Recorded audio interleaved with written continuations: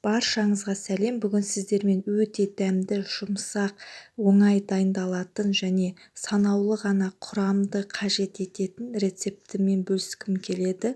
Ол үшін менің видеома, каналыма тіркеліп, лайк басып, пікір қалдыруды ұмытпаңыздар. Алда түрлі рецептпен бөлісемін. Ең алдымен бізге қант, 2 жұмыртқа, разрыхлитель, қопсытқыш ванильный сахар, ұн және де ерітілген сары май қажет болады. Ең бірінші жұмыртқамызды жарып аламыз.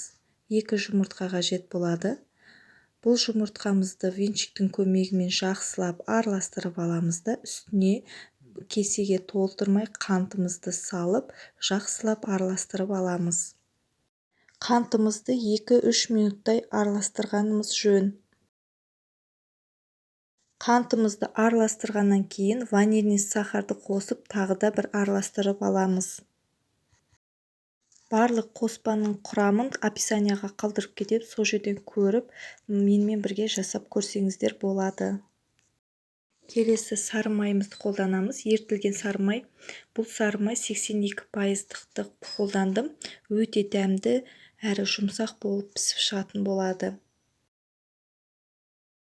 Келесі сұйық массамызды бөлек қойып алып, ұнымыз алдын ала елегіштен өткізіп алдым. Үстіне разрыхлитель, яғни қопсытқышты қосып, жақсылап араластырып аламыз ағаштың көмегімен.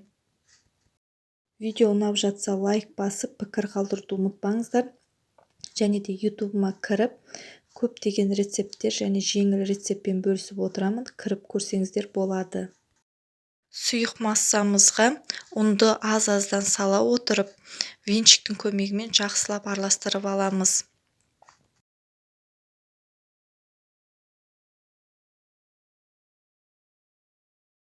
Ұнды аз-аздан сала отырып, жұмсақ қамыр елеп алатын боламыз.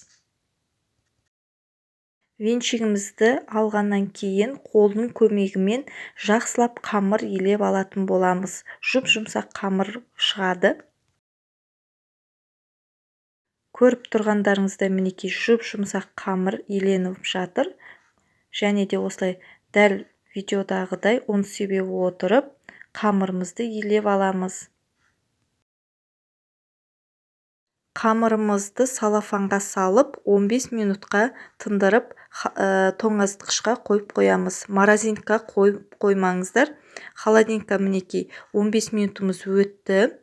Қамырымыз жақсы тынды. Үстіне ұн себе отырып, жақсылап оқтаумен жаятын боламыз.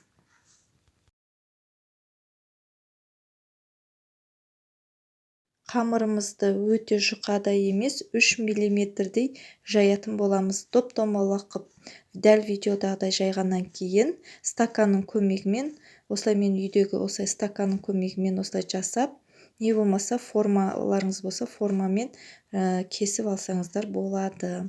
Өте керемет шығады.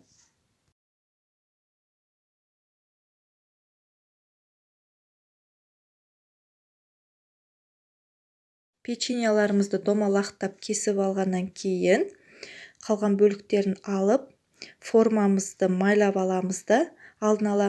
Одан кейін печеньямызды қантқа бір жағын ғана батырамыз, екі жағын батырмаймыз. 180 градусқа 20 минутқа пісіріп аламыз.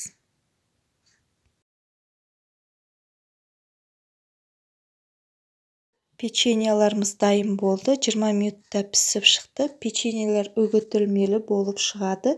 Өте дәмді, ортасы осындай болып толықтай піседі. Өте керемет печенье. Міндетті түрде жасап көріңіздер. Ас болсын, назарларыңызға рахмет.